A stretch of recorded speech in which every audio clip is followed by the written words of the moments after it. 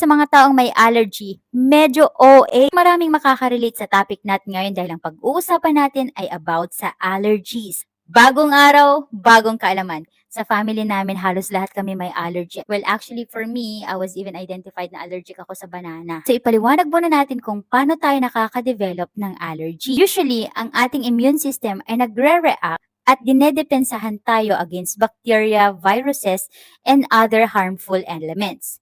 Pero sa mga taong may allergy, medyo OA ang kanilang immune system dahil kahit mga normal items, products, or environmental factors such as food, flowers, pets, or dust ay nagre-react ang kanilang katawan. So una, chill-chill pa lang dyan ang ating immune system kapag na-expose ka sa isang allergen. Pero matalino ang ating immune system kasi nire-record na niya ito. So for sure, on the next time na ma-expose ka with the same element, dun ka na magkakaroon ng reaksyon. Dahil na-perceive na ng ating immune system that it is a harmful substance. So, katulad lang yan ng jowa mo, yung mga immune system natin minsan overprotective, nakakasakal. So, pag na-expose ka sa mga allergens, matitrigger dyan yung mga inflammatory agents which are histamine, prostaglandin, and leukotrienes. After matrigger ng mga ito, magkakaroon na tayo ng sintomas. Mild symptoms included dyan yung runny nose, pagluluha ng ating mga mata, meron tayong mild rashes, minsan bahing ng bahing. Usually sa mga mild symptoms, pwede pa yan kunin sa cetirizine, Zyrtec, Claritin, yung mga antihistamine medications. Pero kapag naranasan mo yung mga severe symptoms just like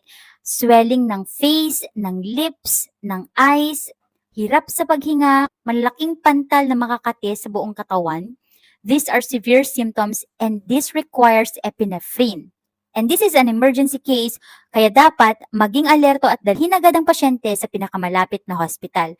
Make sure na loose ang kanyang clothes, naka-upright position ang pasyente upang matulungan at ma-assist ang kanyang paghinga. By the way, pwede ka rin magkaroon ng gastrointestinal upset. Ibig sabihin, pwede kang makaranas ng pagsusuka at pananakit ng tiyan. Worst complication ng allergic reaction na ito ang tinatawag nating anaphylactic shock. Ito yung biglang lumalaki ng sobra-sobra ang mga blood vessels natin at nakukulangan yung blood volume na dumadaloy sa dugo natin. Therefore, nalilimitahan yung oxygen supply sa iba't ibang organ. Itatry din ng heart na mag-compensate kaya magkocontract yan ng magkocontract hanggang sa mapagod at mapunta yan sa cardiac arrest. Another thing is yung respiratory arrest, specifically kapag nagkaroon ng airway obstruction dahil sa swelling. These are emergency situations. Kung nakukuha ang allergy, usually yan, namamana. Most likely kapag sobrang stress ka, pwedeng matrigger ang allergic reaction mo at very sensitive ka. At risk din yung mga taong nakatira sa western countries kasi may tinatawag kasi tayong sterile environment. Kapag na-expose sila sa mga environments na hindi sila sanay, maaaring makatrigger ito ng allergic reaction. May mga test na pwede tayong gawin upang ma-identify kung saang products or substance ka allergic.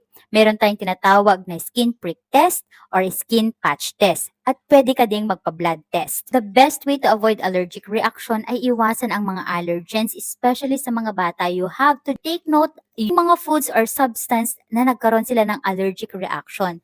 Dahil napakaliit ng kanilang airway at a simple trigger can be an emergency case for them. Now, meron pang isang treatment na pwedeng gawin sa'yo kung saan pa unti-unti kang i-expose sa mga allergic products pero ito ay ginagawa sa clinic dahil kailangan nilang bantayang maigi yung magiging reaction ng iyong katawan.